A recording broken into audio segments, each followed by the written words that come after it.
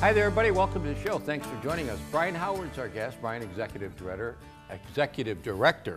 of the Oneida County History Center. At least I got the name of the institution correct, Brian. You got it. And we're going to be talking about all kinds of things with Brian. There's a new Living Legend inductee class to talk about. We'll ask him about a new exhibit that's going up, and we'll also talk about the Hall of Fame candidates and see where the voting is on that. But before we do any of that, welcome. Good to see you. Oh, it's good to be back. Thank you. Good. Before we get into any of that stuff, though, Brian, is there summer hours at 1608 Genesee Street? Yep. During the summer months, June through September, we adopt a Monday through Friday, 10 a.m. to 4 p.m. schedule. And we're open Saturdays during the school year, so October through May, to accommodate students coming in. But right now it's Monday to Friday, 10 to 4. And I should mention that tomorrow and Tuesday that the center is going to be closed, but we will be back open for our regular hours on the 25th. Okay. The Living Legends that I mentioned, for those who aren't familiar with it, Brian, why don't you describe every year since, I forget what year it restarted. It was going back in the 1930s, then it went away, and it came back. Yeah, well, the Living Legends class, which was just named to the Oneida County History Center's roles, that's part of a program that was initially started in 1946. It was the Oneida County Historical Society's Hall of Fame. And from 1946 to 1950, 5 individuals were inducted annually, and that program just, I don't know why, but it went away after 1950. It was resurrected in 2001, and at that time a Living Legends class was also inducted. I should mention the Hall of Famers are all deceased, right, and the Living Legends obviously are all living. Right. So that's been going since 2001, and we have inducted every year since then 3 to 6 individuals whose activities, achievements, or contributions to the community have either reflected credit upon the people of Oneida County or made the area a better place to live. And they are celebrated, they are honored at a dinner in the fall. Yep. Every October we have a Hall of Fame and Living Legends recognition night. This year it's being held at the Harts Hill Inn, as it has been just about every year, Wednesday, October 3rd. And the Hall of Fame is named in honor of Dr. David and Carolyn Ellis. Dr. Ellis was a Hamilton College professor and a former president of the Board of Trustees at the Oneida County, at that time, Historical Society. And very generous. Oh yeah, and a big giver to our organization. And the Living Legends are named in honor of another former trustee, Richard W. Cooper, who passed away in 2006. Another generous man. Yes. Yeah. So we've got a great class this year. Why don't we, the Living Legends have been voted on. Tell people how that vote is taken. Well, the Living Legends are selected from a slate of nominees that the public creates over the course of a calendar year. Anybody is able to submit a nomination for another individual as for consideration as a Living Legend. And the History Center's active Board of Trustees is the deciding body for the Living Legends. So that's the Legends process. For the Hall of Fame, we send out ballots either via email or regular mail to past Living Legends, business leaders in the community, of course, the Board of Trustees, our volunteers, town and village historians, a large group of people that have an interest in local history.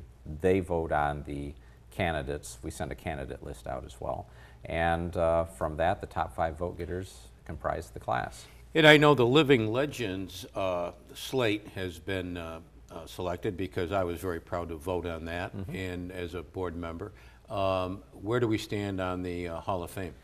The Hall of Fame voting just wrapped up on Friday, the 20th, and we haven't tallied all of the final votes yet, but once that is done, I would say that within the next couple days we'll be making a public announcement followed by a more formal press release and all of the types of PR that we use to promote the dinner in the fall. And let's talk about the newest inductees, into Living Legend inductees.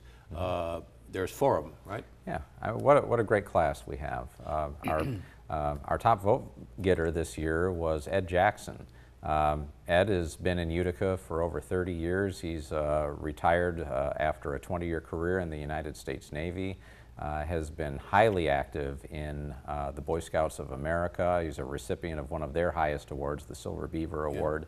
The NAACP chapter in the Utica-Rome area would not be as successful or as impactful as it is without Ed's help. The Cornhill neighborhood, he's been a champion of that part of the city of Utica for years. And all in all, when you're looking at what defines a true servant of the community, Ed Jackson embodies really all of those qualities. And when they come to Harts Hill on October 3rd, each one of these inductees will get up and make a little few remarks. Yeah, they'll have the opportunity to get up and just for a couple minutes talk a little bit about you know, what brought them to the podium, and hopefully to acknowledge some of the people that have either helped put them there or that they've been able to help over the years. And who else did we get in?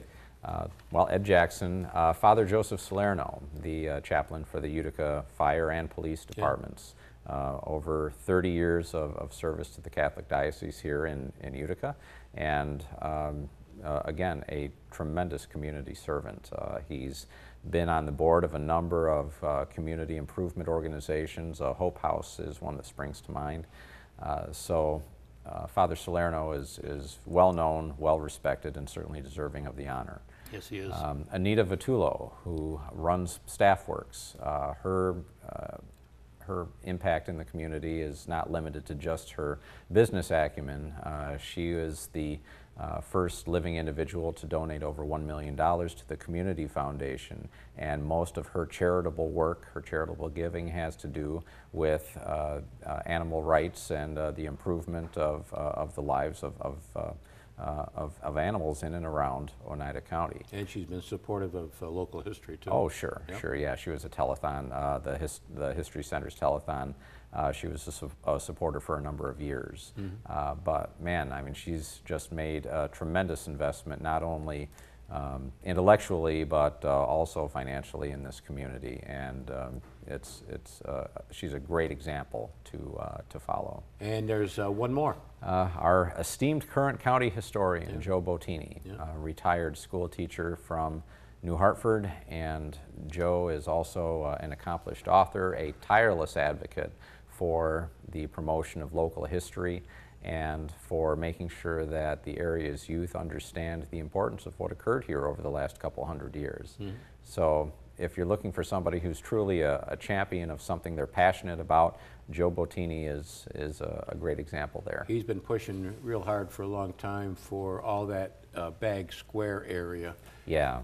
And the monuments that are down there, and he won't give up. No, he's stubborn in a good way. Yeah. And Joe's been a good friend personally and professionally for the last 11 years that I've been at the History Center, and I'm pleased to know that he's in our corner. Good, good. And those will be they'll be honored on October 3rd at Harts Hill. And if somebody wants to get a ticket for that, Brian? They can contact me at the History Center. Just dial for the phone 315-735-3642. You can check out our website for all of our contact information, but either call or stop by the Oneida County History Center, and we'll be glad to set you up. Good. Brian Howard's our guest. We're talking about the Oneida County History Center. He brought some memorabilia with him, as he always does, and we'll take a look at some of that, and we'll also talk about a selfie thing they've got going on up at the 1608 Genesee Street. Short break, right back.